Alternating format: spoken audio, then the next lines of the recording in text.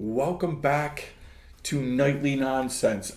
We did part one of this on Dresch Ministries and then realized that it really should be a Nightly Nonsense, Bob. So welcome to Nightly Nonsense. We were talking about some current event things, right?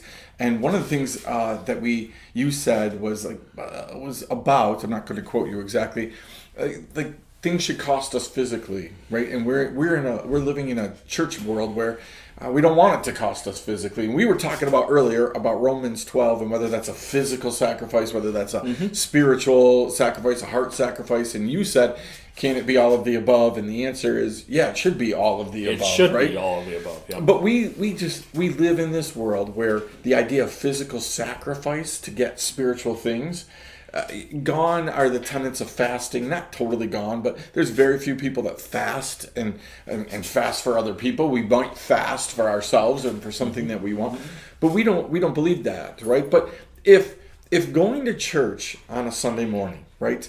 If we are beginning to live in this world, but if it really ramped up, and if we thought every Sunday as we were going to church, I might go to church, I might sit in these pews, but I might not come home today. Would that bring more value to our worship and to what we're doing? Well, there's people around the world that think that way every time they go to a worship service. Yeah. They think, hey, it's very possible that I won't come home from this today. And yet they do it anyways.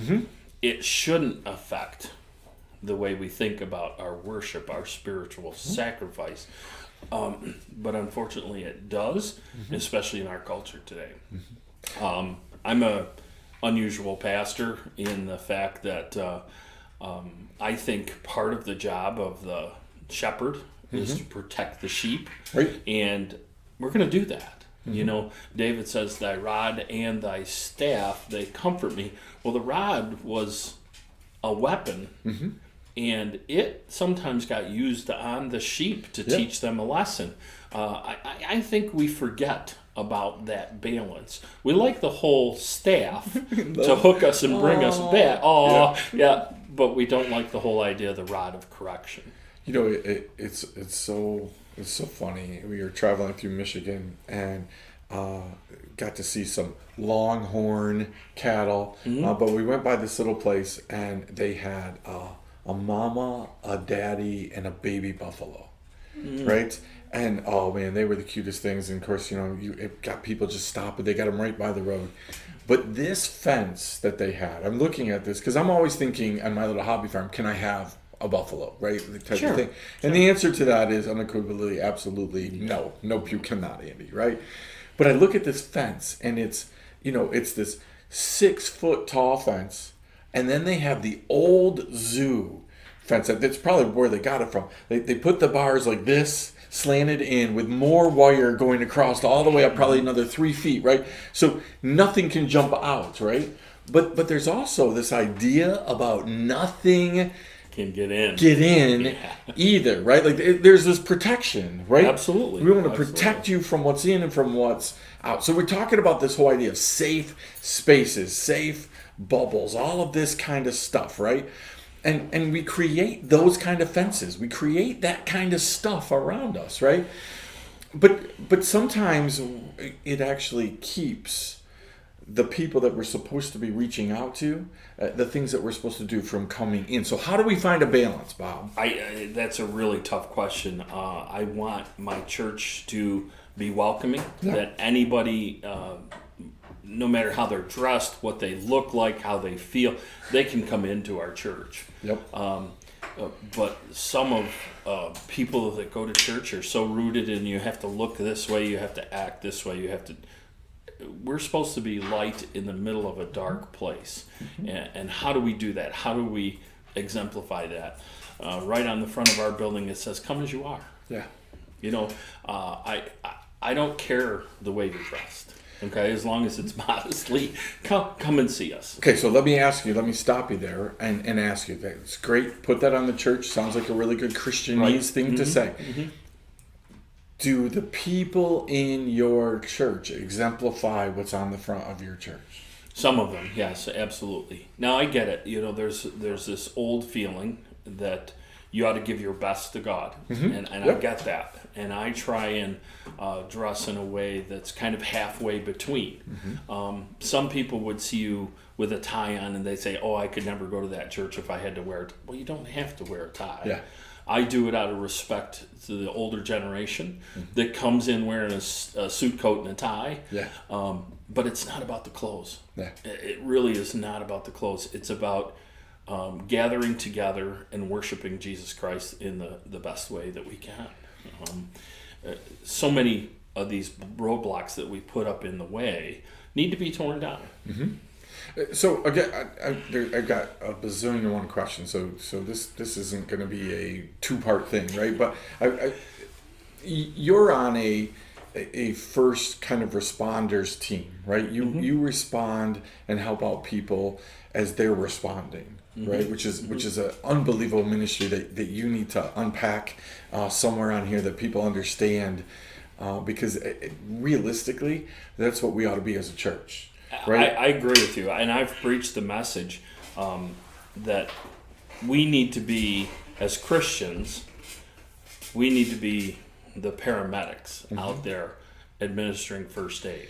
Okay, there's 3 people that show up, 3 different kinds of people that show up in an emergency. You have the spectators that just want to see what's going on. Yep. You have the law enforcement officers, and I love law enforcement, don't get me wrong, but they want to assign blame. Yep, that's their whole point. And then you have the paramedics that show up that they don't care what happened other than the mechanism of injury. They want to attend to people, take care of people. Yeah. And as churches, we need to be full of the paramedic type of people. I don't care whose fault it was. Yeah. I don't care. I don't want to assign blame. Yep. And I don't want to just stand around and see what happened. How can I help? Yep. I want to show up in that situation.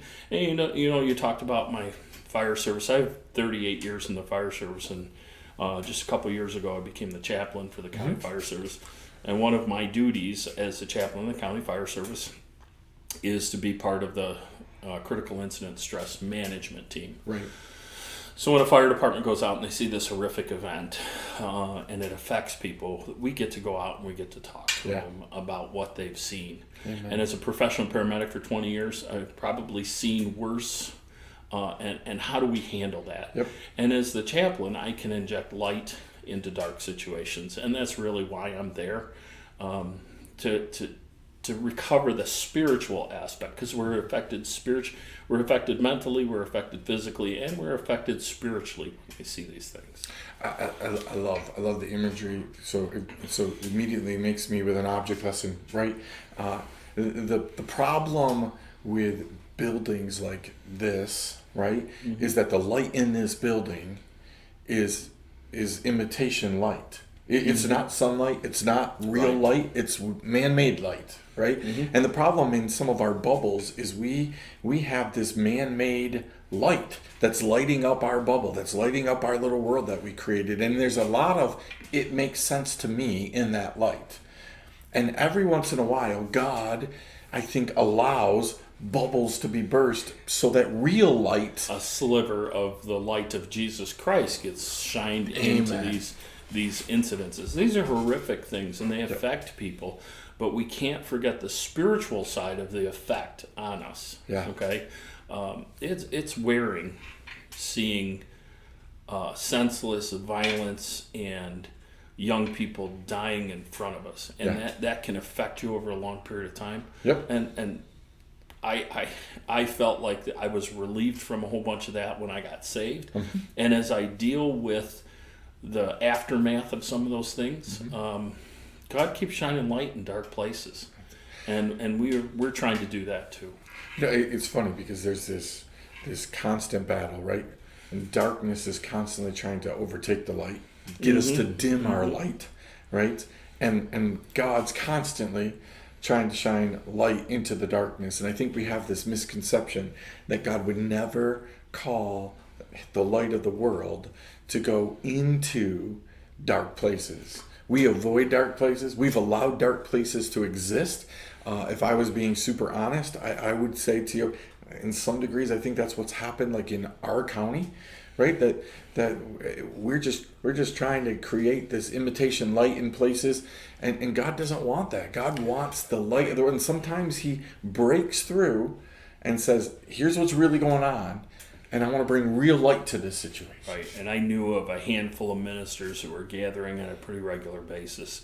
They were going to Lilydale, and they were prayer walking Lilydale. Yeah. You talk about injecting light into a dark place, and they were doing that on a pretty regular basis. And I have a lot of respect for those guys that would sacrifice their time, their talents, and their abilities to do that. Well, and maybe it's physically. Like, it's funny because I was just talking recently about wanting to go out on the lake in Castle Lake on that side. I tend to stay away anytime I've gone on the other side of the lake. But I talked about, like, I don't want to be out in the middle of that lake and have my canoe or my whatever go down. I don't like.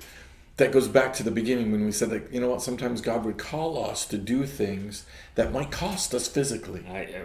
Yeah. And I love the imagery of that. Well, listen, we got lots more places to go with this. We're going to end it right there. Thanks for joining us on Nightly Nonsense. Look for another episode with Pastor Bob and others coming to you soon.